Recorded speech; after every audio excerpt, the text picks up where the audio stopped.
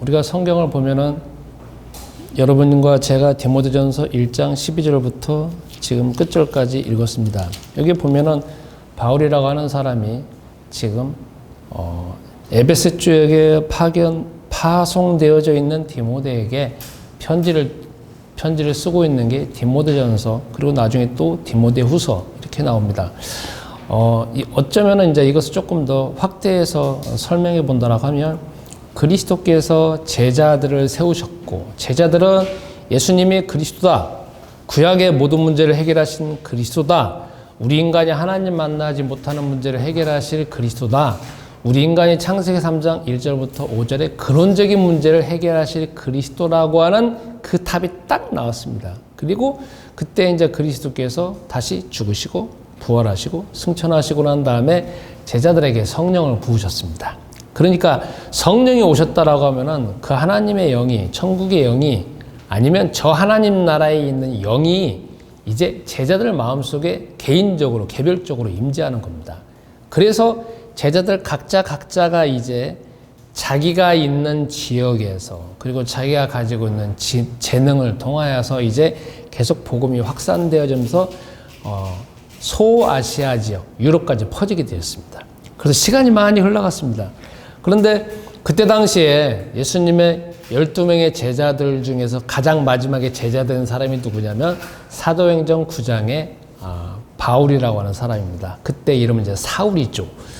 그 사람은 어떻게 보면 예수님이 제일 마지막에 그냥 선택해가지고 훈련시킨 사람입니다. 또 그가 이제 아시아와 유럽 지역에 이제 복음을 전파하는 가운데 가장 최고로 중요한 지도자였는데, 이제 전도하는 가운데에서 사도행전 13장에 보면은 가장 먼저 전도되어진 사람 가운데 하나가 누구냐면 디모데입니다.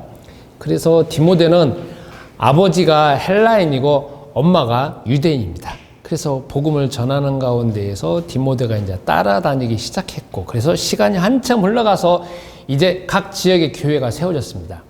그럴 때 이제 이 다음 주자, 그러니까 바울의 다음 주자의 가장 중요한 제자 중에 한 명인 디모데에게 편지를 씌우는 것이 디모데전서, 디모데후서고, 그래서 결국 그것이 나중에 이제 성경이 정경화되어져 가지고 이렇게 보존되어져 있는 겁니다. 그러니까 우리는 디모데전서를 봤을 때 구약 성경에 있는 거하고 복음서하고 조금 다른 측면이고, 또 사도행전은 조금 다른 측면입니다. 시대적으로도 한참 올라가 있고, 그리고 예수님의 제자들, 그리고 그 다음 세대의 지도자라니까 어쩌면 예수님을 기준으로 따져볼 때는 이 세대가 지금 흘러가져 있는 그런 지도자에게 복음을 전하는 것이고, 또 그 지도자가 또 다음 지도자, 계속 이제 흘러갑니다. 그래서 지금 여러분과 저에게 있는 거 아니겠습니까?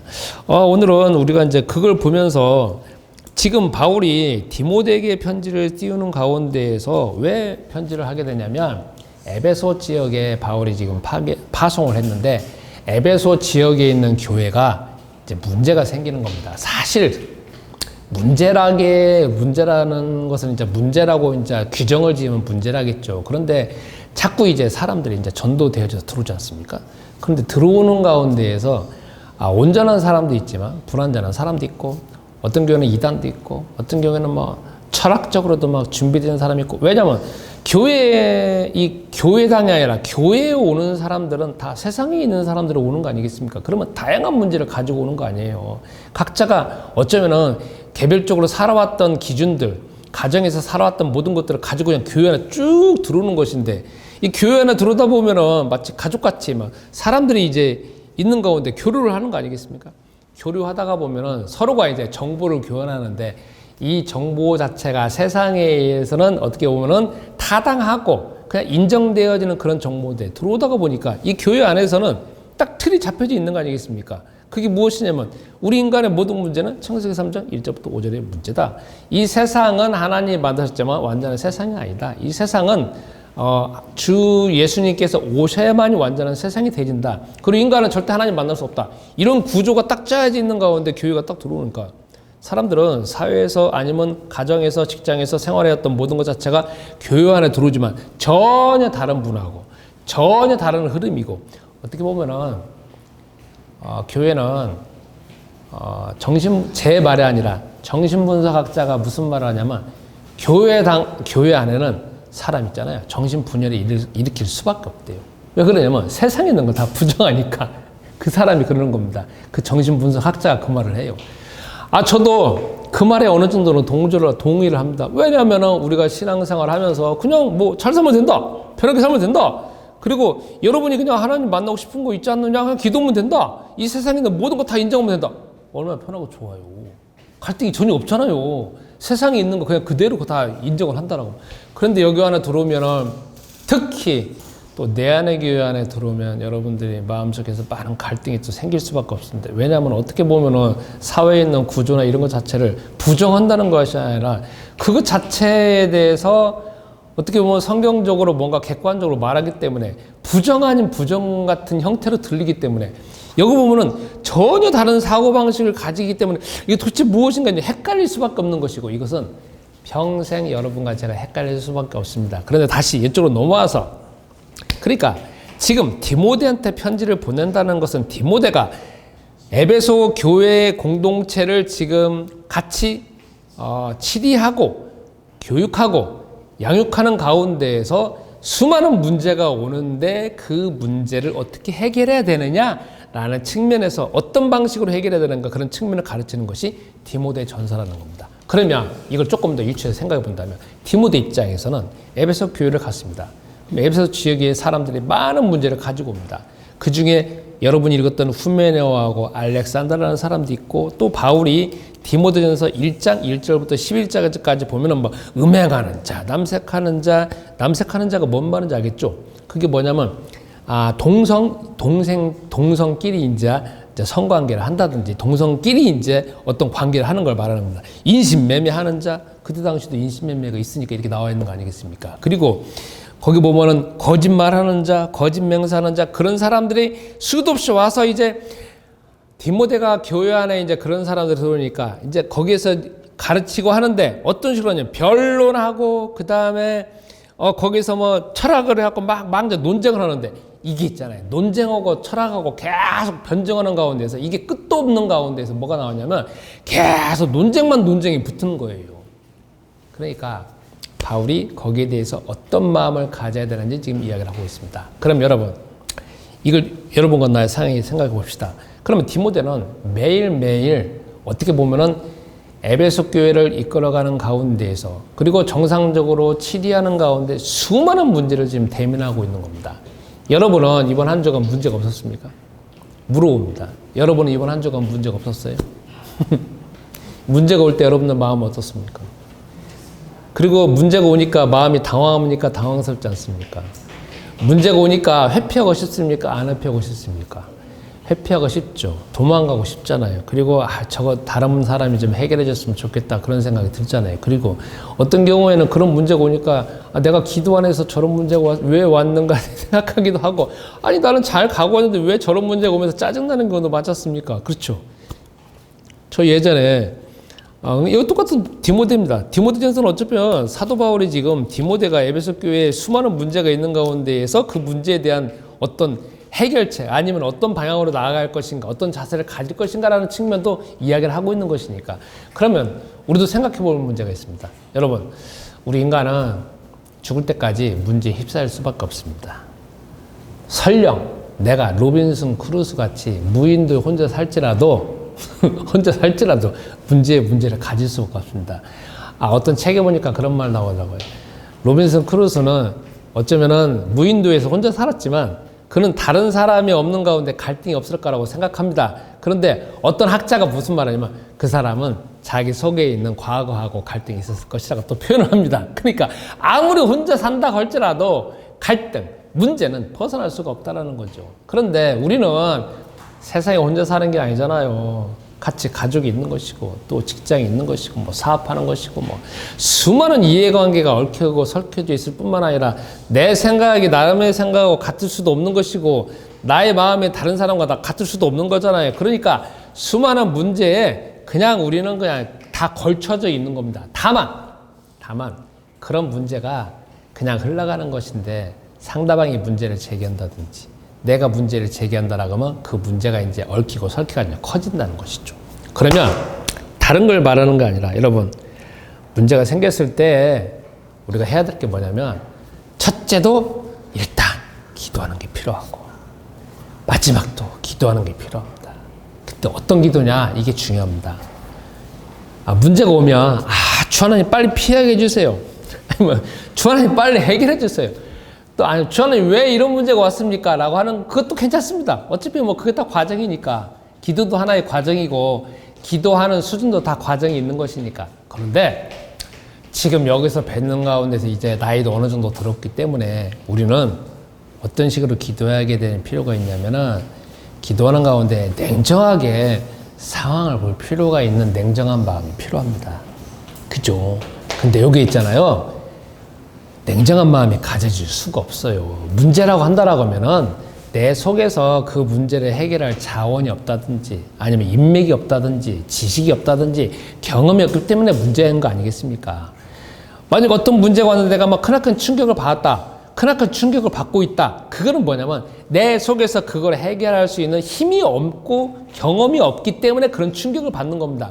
그런데 그런 것들을 계속 내가 받아가지고 내 속에서 내성이 생긴다거나 한다라고 하면 그런 문제는 별 문제가 아닙니다. 그렇죠.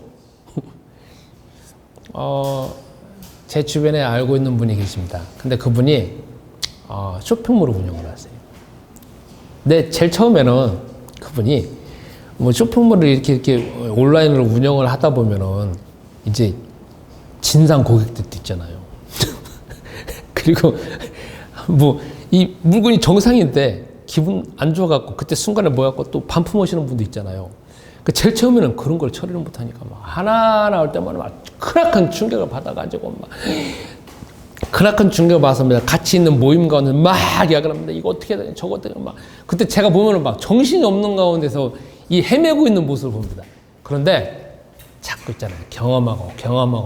경험하니까요.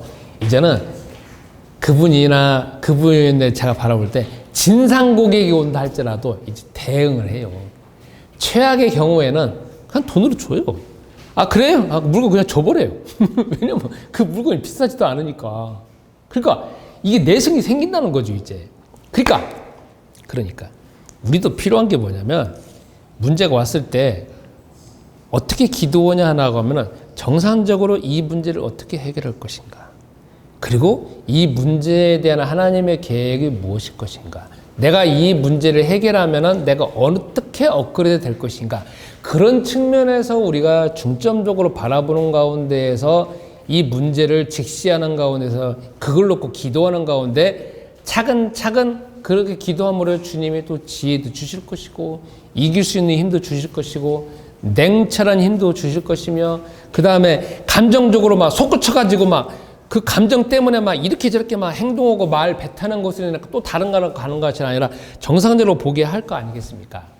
그러니까 우리가 그럴 때마다 회피하는 기도가 아니라 이 문제를 어떻게 해결할까라고 하는 그 측면에서 우리가 집중적으로 기도할 필요가 있습니다. 그리고 저도 경험적으로 겪은 것도 있고 또 이 성경에서도 계속 나와져 있는 게 무엇이냐면 우리가 위기를 만나거나 아니면은 그러한 사건을 통하여서 그 사건이 해결되어지면 또 다른 세계의 눈이 열려집니다. 또 다른 세계. 그러니까 문제에 대해서 너무 스트레스 받든지 아니면 문제를 해결할 때에 내가 오해하는 식으로 기도하는 게 아니라 어떻게 해결할 것인가. 이런 측면에서 기도할 필요가 있습니다. 그러면 조금 더 확장해서 본다라고 하면 우리는 모든 부분에서 기도할 필요가 있습니다. 기도할 필요가 있습니다. 저는 예전에 신앙훈련 받을 때 그때가 제가 대학교 4학년 졸업하고 어차피 저는 이제 신학대학을 다녔으니까 그래서 군대 가기 전까지 24시간 기도하는 것을 제가 훈련을 받았습니다. 어떻게 하냐면 그때는 방언으로 기도하는 겁니다. 아니면 성령 안에서 기도하는 겁니다.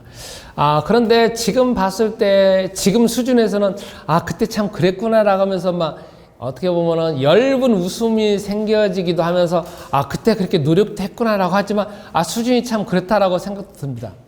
그런데 지금은 다릅니다. 지금은 뭐냐면은 이제는 뭐든지 생겨나면은 그냥 기도합니다. 우리가 보면은 사건이 많고 막 사람을 만나는 가운데에서 이 속에서 짜증나는 일이 얼마나 많습니까? 그리고 수많은 사건을 보는 가운데 내가 이미 가지고 있는 기준을 통해서 막 보는 가운데 재단을 하는 거 얼마나 많습니까? 그런데 내가 어저께 알고 있는 정보와 내가 어저께 알고 있는 지식이 오늘은 달라요. 왜냐면 오늘은 또 환경이 달라져 있습니다. 오늘은 또 시간이 달라져 있어요. 오늘은 주변에 있는 여건이 달라져 있고 조건이 달라져 있습니다. 그러니까 나는 끊임없이 내가 이전에 가지고 있는 생각 기준으로 현재를 바라보겠지만 그 바라보고 있는 것에서 냉정하게 바라볼 수 있고 어떻게 내가 이것을 해석하면서 나아갈 것인지 계속적으로 우리가 기도할 필요가 있습니다. 그러니까 기도가 문제를 해결해 달라고 하는 측면보다는 이 문제를 정확하게 보는 것이 먼저 근원이 될 것 같습니다. 그래야만이 우리가 그 문제를 해결할 수 있는 뭔가 방향을 찾는 거 아니겠습니까? 그런데 우리가 문제를 보는 가운데에서 그냥 대충 보고서는 아니면은 그냥 간단히 보는 가운데 문제를 해결하려고 하면 우리도 모르는 가운데서 계속적으로 또 어떻게 보면 낮은 해결책을 찾을 수밖에 없으니까 그렇습니다. 두 번째로는 우리가 이제 여기서 바라볼 수 있는 게 무엇이냐면은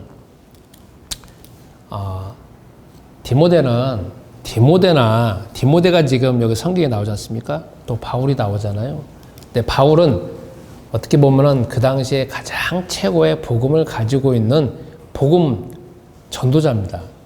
근데 어떻게 보면 바울은 원초적인 복음을 가지고 있는 것이고 바울이 가지고 있는 경험, 바울이 하는 말은 그를 통하여서 그리스도께서 말씀하시는 것이고 어쩌면은 바울이 했던 말들과 편지들은 이렇게 남아져 가지고 그리스도께서 부활하실 때까지 남아져 있는 것이 됩니다.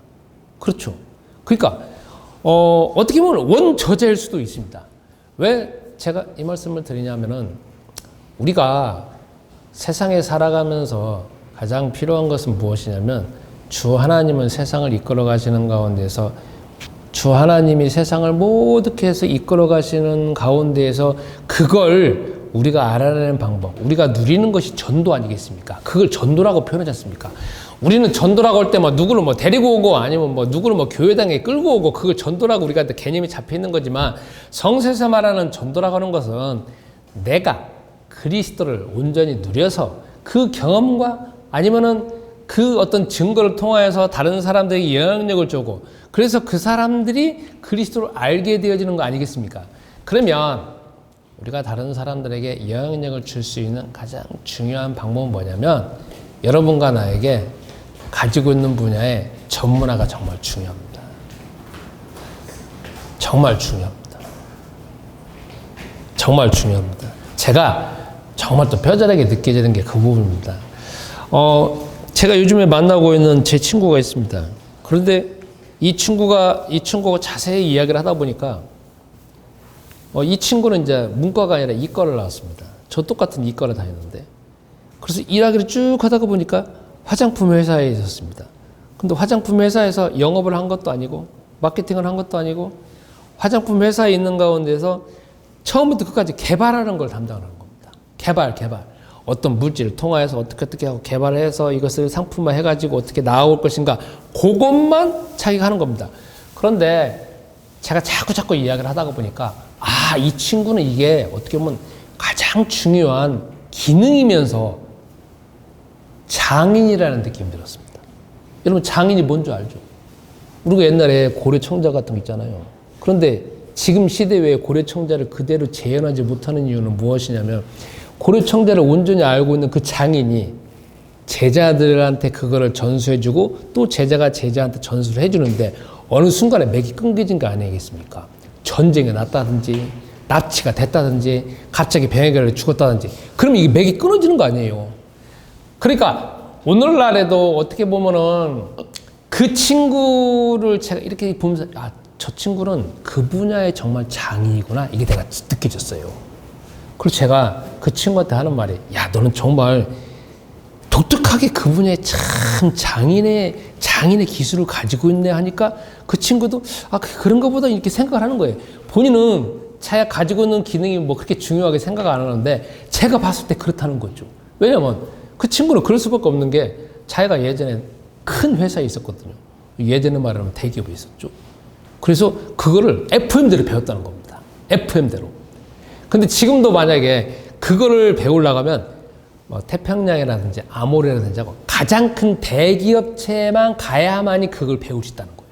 근데 거기 가는 사람들 그렇게 한정돼 있잖아요. 자기네 나이도 이제 60대인데.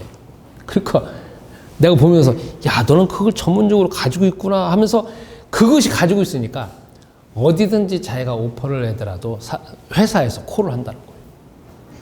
아무 회사가 콜을 하는 게 아니라 그 회사에서 이 사람에게 맞는 직책이 있는가도 그런 회사가 많다라는 거예요. 그래서 가만히 그걸 생각해 보면서 역시 사회는 계속적으로 전문가가 필요하구나. 그리고 전문 분야를 자꾸 경험이 쌓이고 더욱더 세분화하면 할수록 사람들은 그걸 필요로 하는 사람들이 오는구나. 다 오는 거 아니겠습니까? 그러니까 우리가 지금 전도라고 할 때에는 전도는 여러분과 나에게 꼭 해줘야 되는 일이지만 꼭 응답받아야 되는 일이고 하나님의 계획이고 우리가 하나님의 자녀라면 당연히 누려야 될 축복입니다. 그런데 그렇다고 해서 우리가 만약에 전도를 한다라고 우리가 바깥에 생각해 봤을 때 지나가는 사람, 뭐 길거리 돌아다니시는 분, 아니면은 예를 들어서 우리가 그냥 만만하게 보여지는 뭐 조그마한 어린아이, 이게 아니라는 거죠.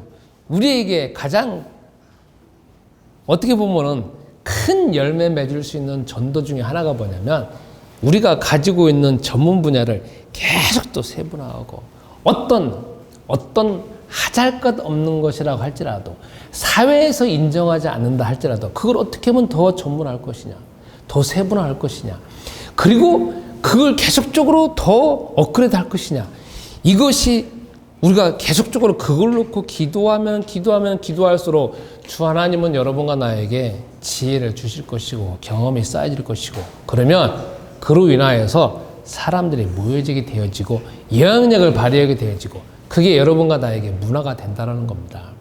그러니까 우리가 전도를 위하여서 그리고 이 세상에 우리가 새로운 문화를 만들어내기 위해서 내가 하나님의 자녀라고 하는 그러한 모습이 보여지기 위해서는 가장 중요한 게 여러분과 나의 전문 분야에 전문가라고 하는 증거가 계속적으로 보여져야 된다는 겁니다.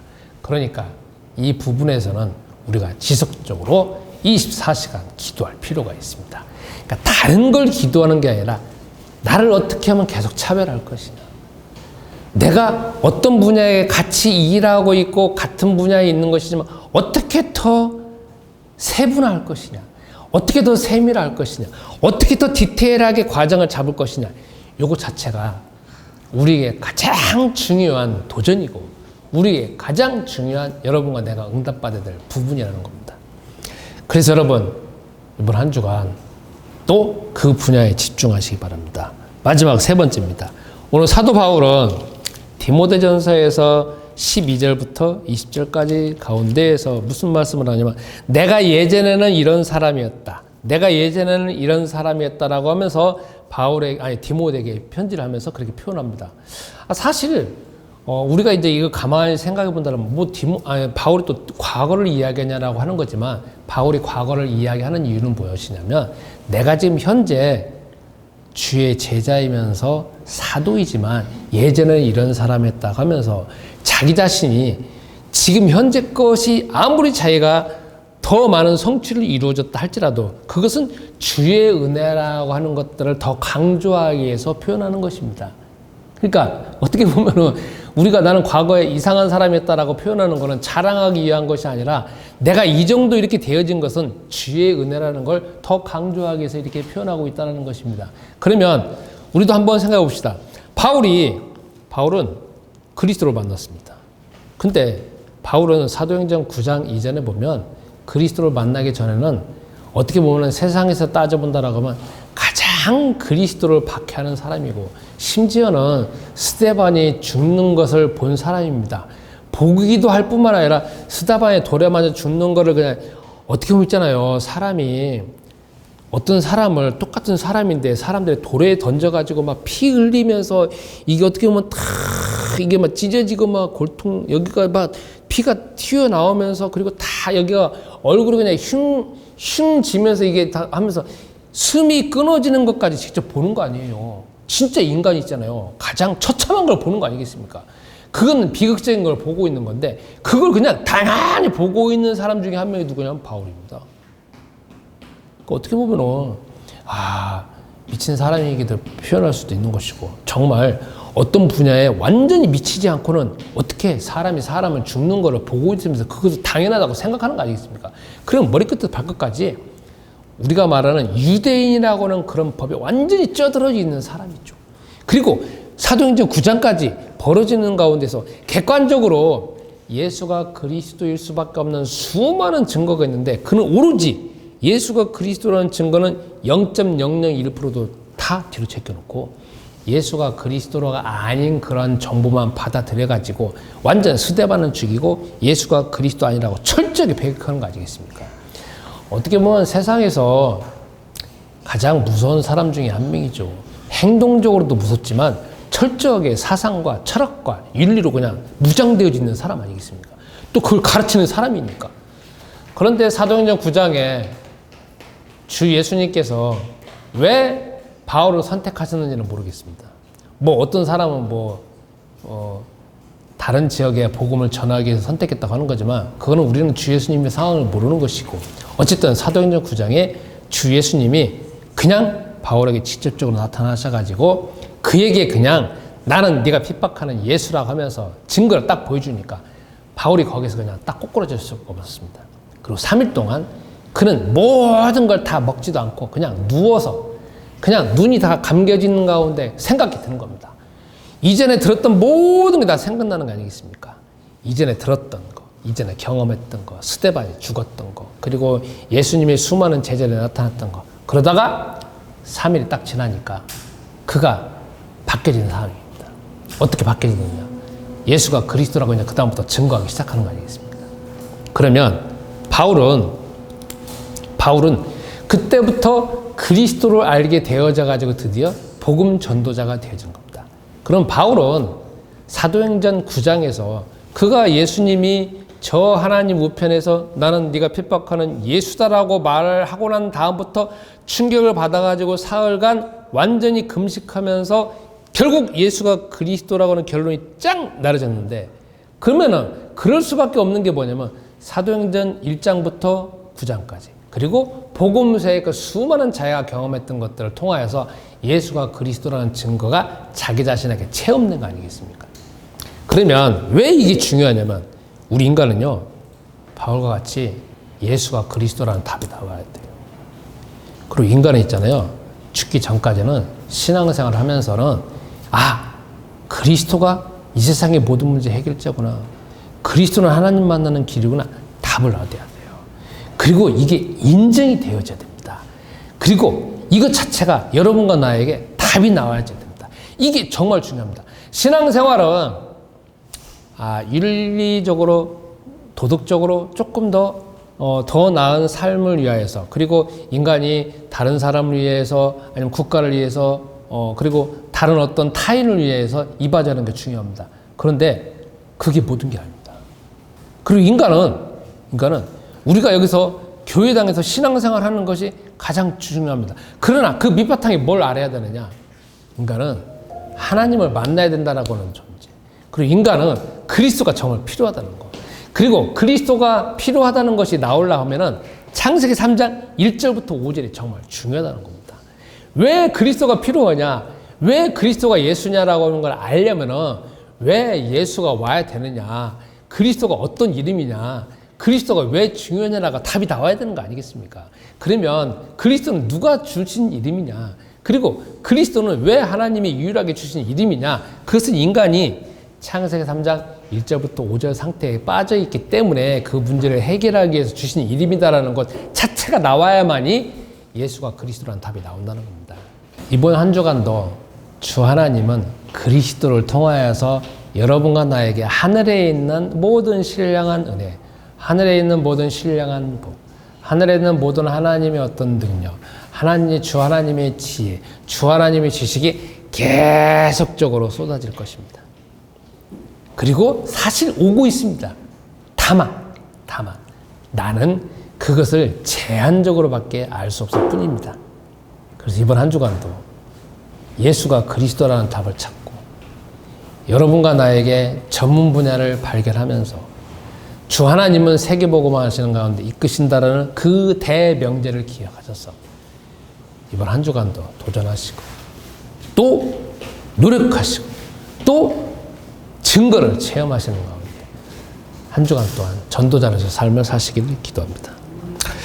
우리 다 같이 말씀을 생각하면서 1분 동안 기도하시겠습니다. 주 하나님, 이 시간 예물 드립니다. 이 예물이 주의 복음이 온전히 잘 쓰여지게 하옵소서. 우리가 가지고 있는 그리스도라고는 언약, 그리고 전도, 세계복음화의 그 언약이 우리 후손들에게 잘 전달되어지게 하시며, 또한 우리 각자가 전문적인 재능과 기능을 다 주셨사오니 지혜와 지식과 능력과 체력과 건강을 더하셔서 이걸 더욱더 세분화하게 하시고 주 하나님의 언약 가운데 그것을 더욱더 개발할 수 있는 힘을 주시며, 그로 인하여서 사람들에게 영향력을 주게 하시고 새로운 문화를 만들 수 있는 그러한 능력을 더하여 주옵소서. 이제는 우리 주 예수 그리스도의 은혜와 아버지 하나님의 무궁하신 사랑하심과 성령님의 교통하심이 말씀 붙잡고 응답받기를 소원하는 주의 모든 사명자들과 내 안의 교회 성도님들과 이 시간 온라인으로 예배드리는 모든 분들에게 이제부터 영원토록 함께 있을지어다. 아멘.